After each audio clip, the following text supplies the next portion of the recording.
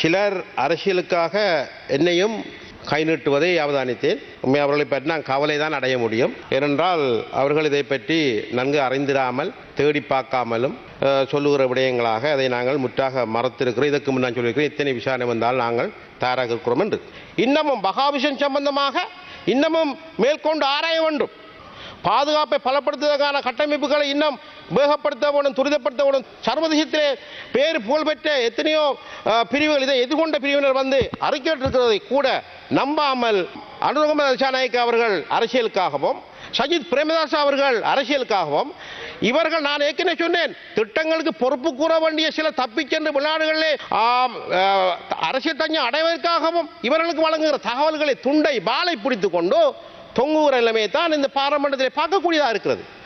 ஆக ஒரு பொறுப்புமிக்க பாராளுமன்றத்துடைய பணியை நாங்கள் நிறைவேற்ற தவறிக்கொண்டிருக்கிறோம் என்பதுதான் என்னுடைய வாதம். இந்த பாராளுமன்றத்தை நம்புகிறேன், அதே போன்று இலங்கை நீதித்துறை நம்புகிறேன். நிச்சயமாக நடந்து கொண்டிருக்கிற வழக்கிலே சரியான தீர்ப்புகள் அளிக்கப்படும்.